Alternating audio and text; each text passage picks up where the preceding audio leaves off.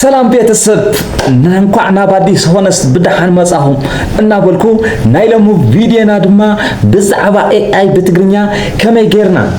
ከም ንመሃር ሒዘልኩም መጽለኹ ቤተሰብ ቪዲዮ ድማ ብላይክ እና ሰብስክራይብ ጀምሩ ክሳብ መወዳእታ ድማ ተኸታተሉኒ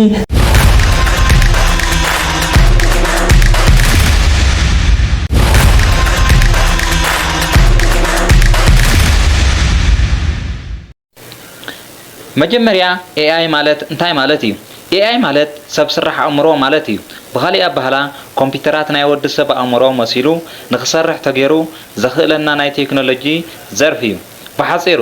እዚ ማለት ብዛዕባ ብዙሕ ጽሑፍ ቋንቋ ዝተምሃረ ኮምፒውተር ፕሮግራም ኮይኑ ንሕቶታት መልሲ ዝህብ ጽሑፍ ክፈጥር ክትርጎም ዝኽእል ከምኡውን ዝተፈላለዩ ናውቲ ጽሑፍ ክጽሕፍ ዝኽእል እዩ። እዚ ካበልና ንኺድና ዋና ትምህርትና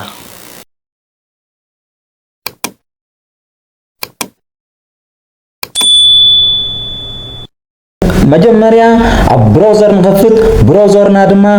ጉግል ክሮም ከፊትና ኣለና ኣብ ጉግል ክሮም google.ai studio ኢልና ሰርች ክንገብር ኢና google AI studio ሰርች ምስ ገበርና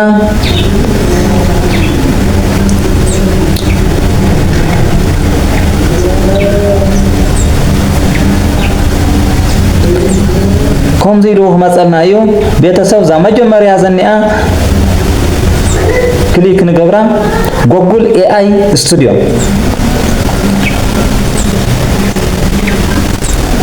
google AI studio ምስ መጸልና ከምዚ ኢሉ መጸልና እዩ ቤተሰብ ጂሜይል ኢሉ እንተጠይቁኩም ድማ ሳይን ኢን ኢልኩም በገርኩም ስርሕዎ እንደጋጣማ አነ google ከፊተየ ስለዝነበርኩ ዳይሬክት እትይንሎ ቤተሰብ ሓጂ አውዚ AI ስቱዲዮ ዝብል ዘኒ አውዚ ናይ ሰርች በተን ዘኒዮ ደስ ዝበለና ብትግርኛ ክንጥይቆ ንኽእል ኢና ሕዚ ዘይተረዳእና ነገር አውዚ ብትግርኛ ምጥያቅ ንኽእል ኢና ሕዚ ንኣብነት ከመይ ጌርና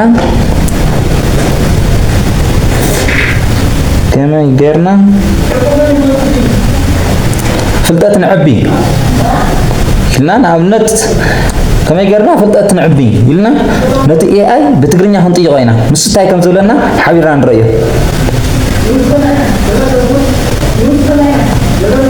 ደስ ዝበለኩም ክትጥይቁ ትኽእሉኩም ቤተሰብ ኣነ ንዓኹም ንምርዳእ ኢለየ ከመይ ጌርና ፍልጠትና ክንዕቢ ንኽእል ኢለ ሰርች ገይረ ዘለኹ ቤተሰብ እዚ ክትርድዎ ዝግባእ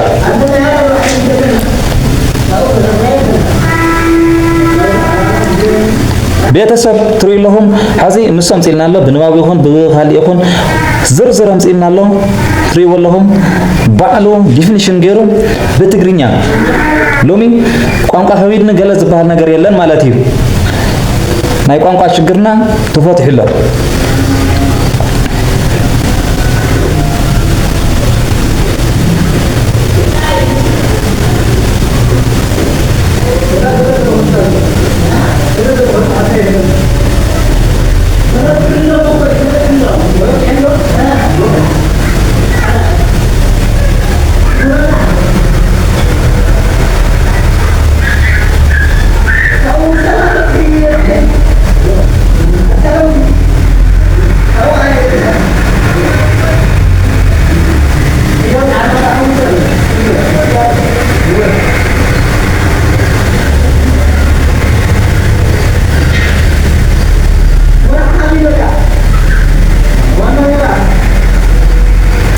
ከመይ ጌርና መጽሐፍ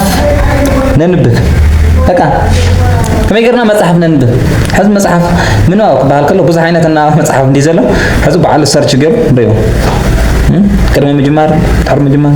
ጀመርካ ገለ ኢሉ ዲፊኒሽን ገይሩ በዓል ኣምፂልና ኣሎ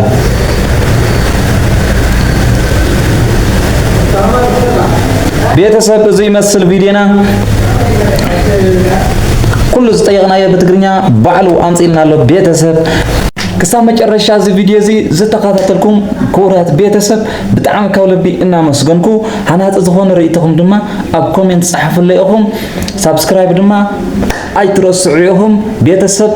ክሳብ ብኻሊእ ቪድዮ ክሳብ ንራኸብ ሰላም ይራኸበና